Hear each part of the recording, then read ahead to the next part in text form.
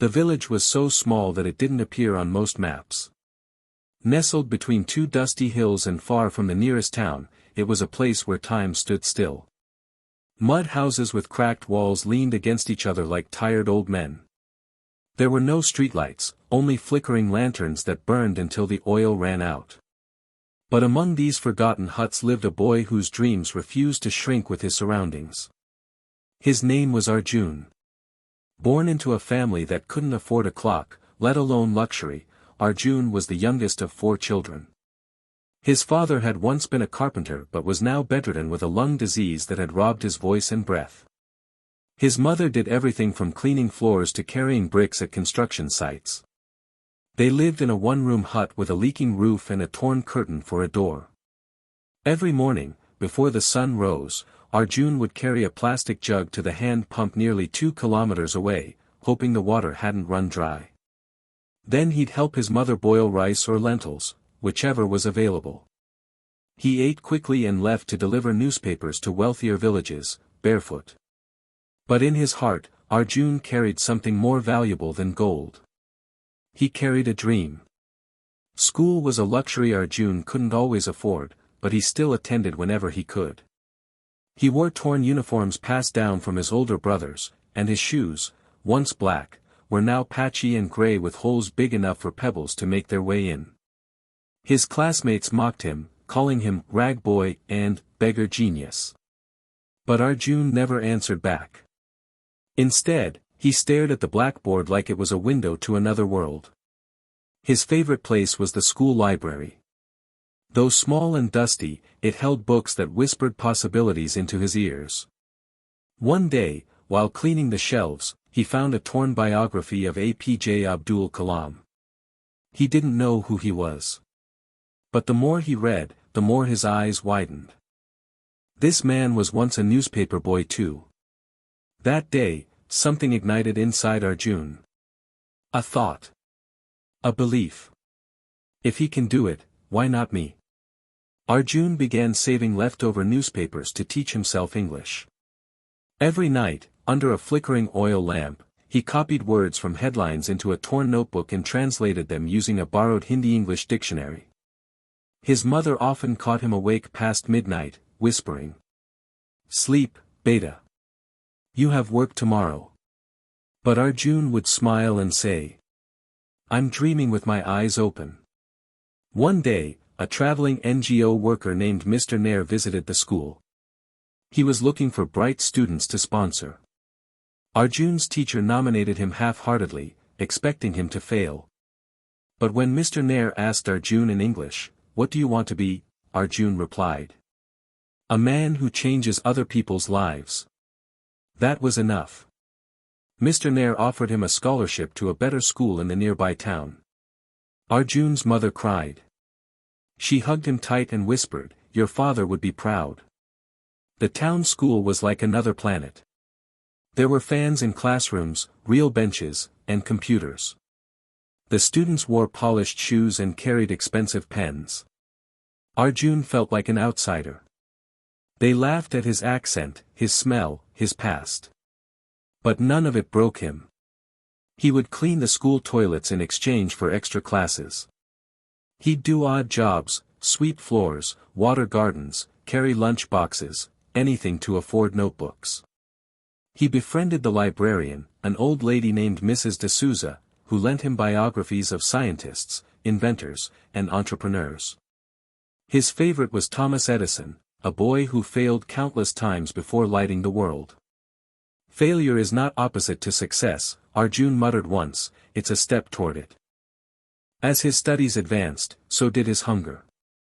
His mother now worked 2 jobs. His father's medicine costs had gone up. Sometimes, Arjun would go an entire day with just tea and a biscuit. But he never missed school. When friends offered him food, he politely refused, ashamed to accept charity.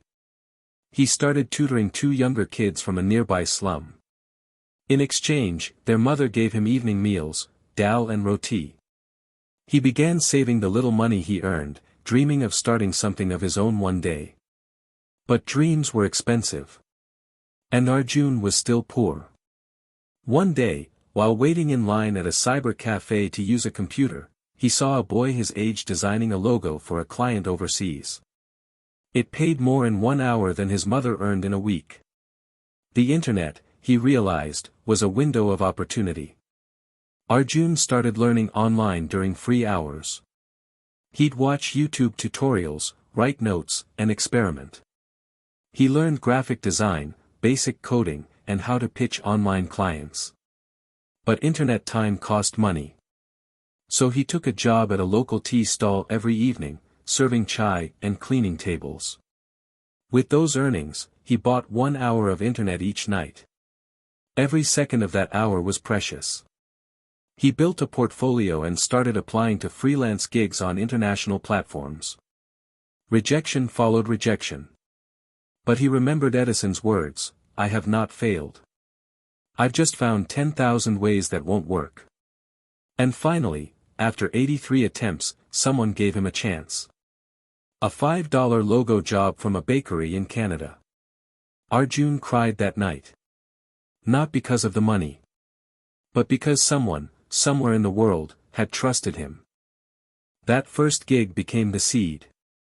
Slowly, he got more clients. $10, $20, then $50. He bought his own second-hand laptop and stopped working at the tea stall. Instead, he spent nights designing, learning, improving. He created a small online brand, Designs by Arjun, and began tutoring other village kids about freelancing. His room became a small lab of dreams. He didn't realize it then, but he was building not just a career, but a movement. At school, teachers who once ignored him now praised him. Classmates who mocked him now asked for help. He even sent a small amount of money back home every month. Arjun had become the first earning member of his family. Success brought pressure. Jealous students accused him of cheating. Some teachers resented his growing popularity. Internet problems slowed his work. And his father's health worsened. One night, his laptop fell and the screen cracked. He didn't have enough money for repairs. He skipped food for a week and walked miles to a town shop that fixed it. Then one day, as he walked home after submitting a client project, he saw smoke in the sky. His neighborhood was on fire. A short circuit in a nearby shop had spread rapidly. By the time Arjun arrived, everything was gone. His books. His laptop. His certificates. Everything. Success brought pressure. Jealous students accused him of cheating. Some teachers resented his growing popularity. Internet problems slowed his work. And his father's health worsened. One night, his laptop fell and the screen cracked. He didn't have enough money for repairs. He skipped food for a week and walked miles to a town shop that fixed it. Then one day, as he walked home after submitting a client project, he saw smoke in the sky. His neighborhood was on fire. A short circuit in a nearby shop had spread rapidly. By the time Arjun arrived, everything was gone. His books. His laptop. His certificates. Everything. Arjun stood barefoot in the ashes, staring at the charred remains of his hard work. His mother cried. His neighbors consoled him. But he felt numb. He didn't speak for hours. Then, quietly, he walked to the same broken chair he used to sit on and opened his old diary. On the first page, he wrote, "They burned what I built. But not what I believe." The next morning, he tied a cloth around his forehead, picked up a broom, and began cleaning the debris. People watched in silence. And then, he walked to the market and started looking for work. The fire had taken everything, except Arjun's determination. In the following days, he picked up small labor jobs, carrying cement, cleaning streets, helping vendors. People whispered, he was once going to be something. But Arjun didn't listen. Every rupee earned was one step closer to his dream. He bought a basic phone and started freelancing again, this time designing with free mobile apps. It was slow. Frustrating. But he pushed on. He worked under streetlights. Slept on floors. Skipped meals. He believed, dreams don't die in fire. Only fear does. One rainy night, exhausted and soaked, Arjun took the last bus home. He sat beside an old man who noticed Arjun sketching a design on paper. "You're an artist?" the man asked. "I'm a fighter who draws," Arjun replied. Impressed, the man gave him his card. He ran a small NGO that helped poor youth learn digital skills. The next morning, Arjun visited the center. For the first time in weeks, he touched a real computer again. That center became Arjun's second home. He learned advanced design tools, animation, and web development. More importantly, he taught dozens of kids how to believe in themselves. One day, Arjun returned to his old village school. It hadn't changed much: broken windows, faded paint, and dusty floors. But the children still sat on the floor, dreaming. He requested the principal for 1 hour. Standing before the students, he said, "I once sat where you're sitting.